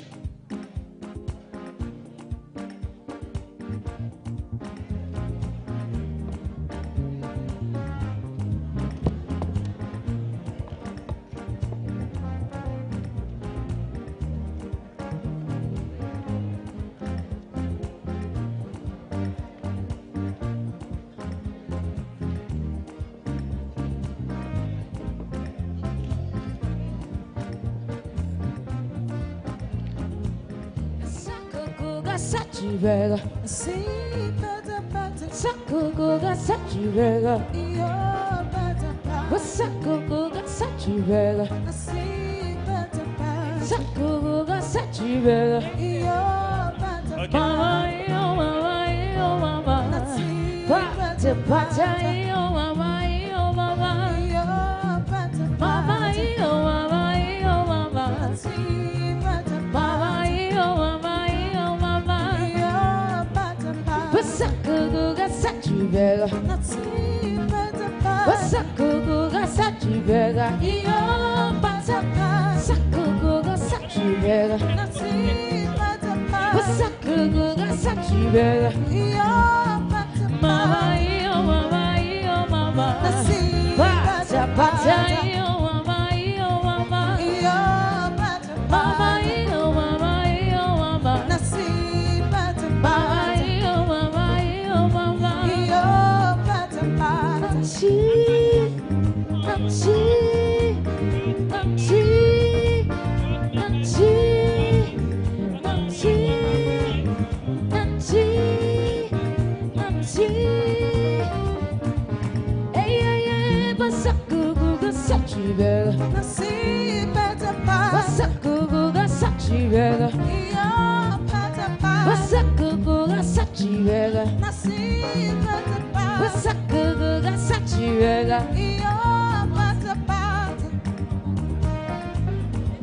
Thank you.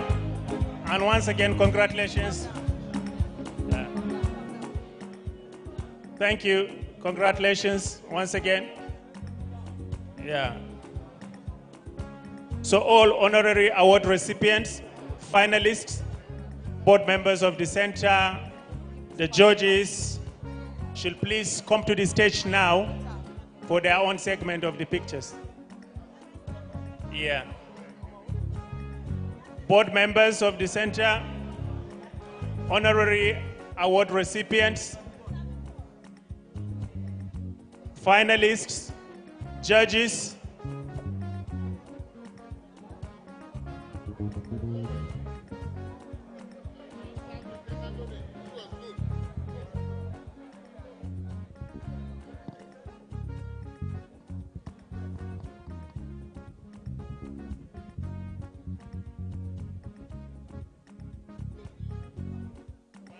I wake up every day to make my beat. honorary award recipients, judges, board members of the center, Dr. Theophilus Abba, Professor Abigail,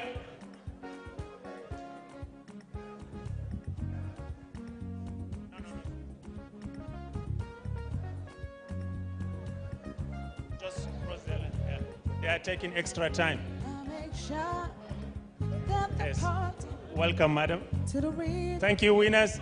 Thank you. We are waiting for them to finish. Are you done? Every morning to make my beat.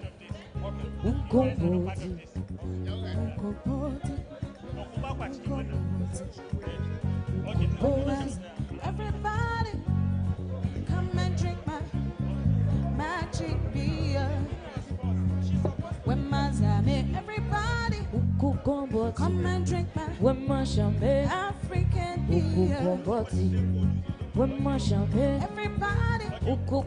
come and drink my magic beer. Everybody, come and drink my African beer.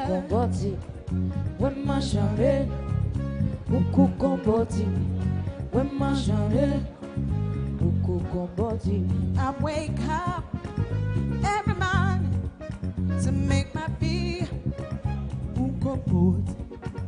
Wake up and every morning to make my beer. I wanna make you happy. I wanna make you smile. I wanna make you dance, dance. I'll make sure that the party to the rhythm. Ukoboti, the special beer. Ukoboti, it's African beer. Everybody, come and drink my magic beer. Everybody, come and drink my African beer.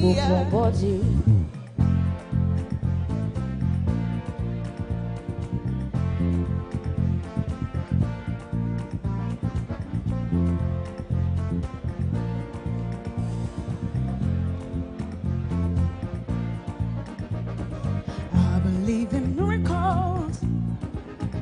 Way from you sustain. I believe in miracles. Since you came along, you sustain. You sustain. Hey.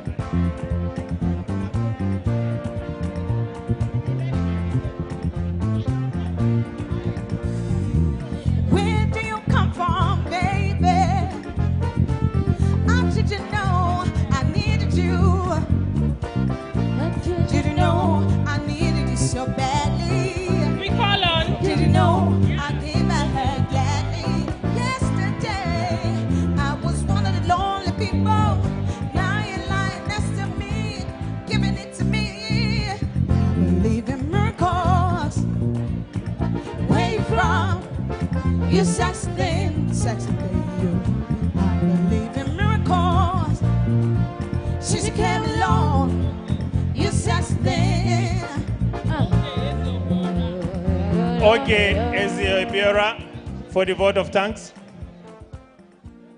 Okay, Ezio Ibiora.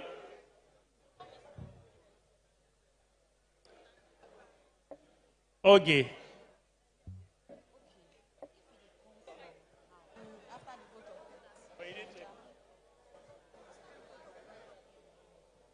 Okay, to thank you properly for your time is Oge.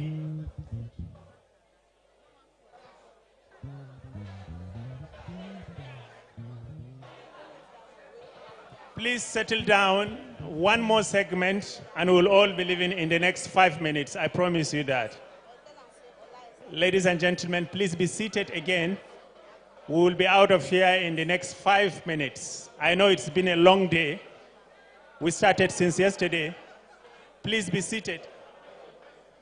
Journalists, let's be seated, please. The event is not over, guys. Let's all be seated.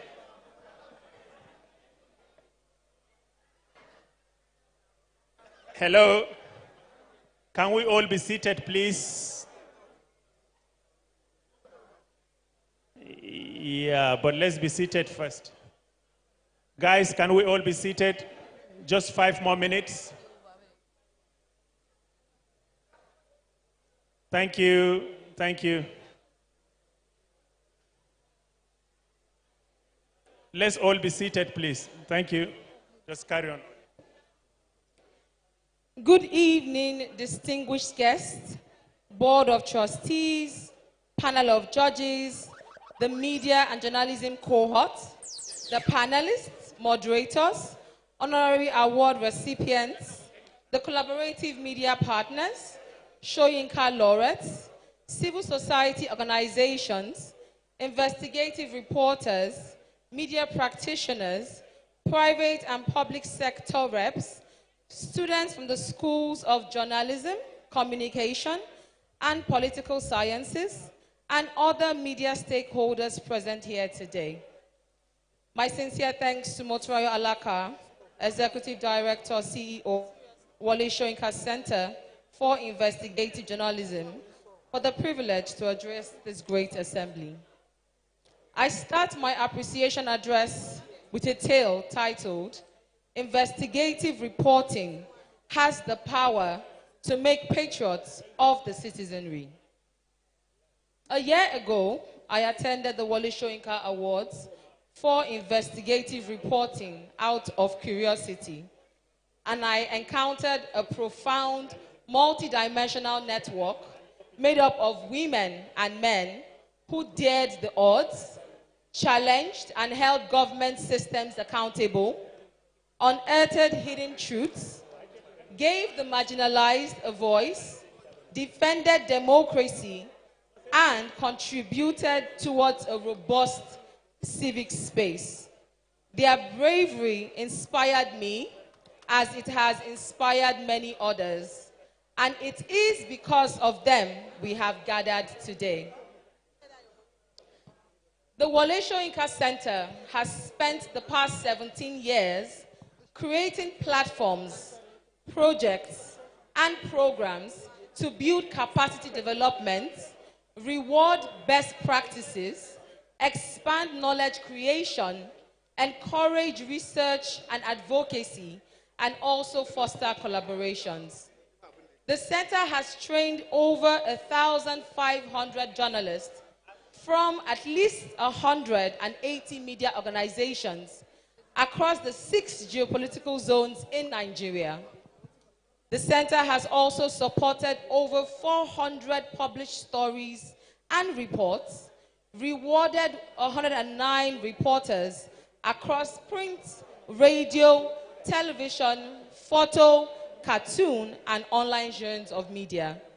We remain committed to doing more in Nigeria and Africa to engage, recognize, equip, and celebrate investigative journalists. On behalf of the Wole Soyinka Center for Investigative Journalism, I thank you for your resolute support over the years and for the partnership every step of the way. We look forward enthusiastically to replicating the platforms we are so known well for across Africa and beaming the light of investigative reporting as it is a pivotal force for the restoration of human dignity. Thank you, and we look forward to seeing you next year. To all the winners tonight, we are proud of you, and we are proud of all the work you have put into unearthing the truths. Have a lovely night, and we have come to the end of Wasia 2022. See you next year. Thank you. Congratulations to the winners once again. Good night, everyone.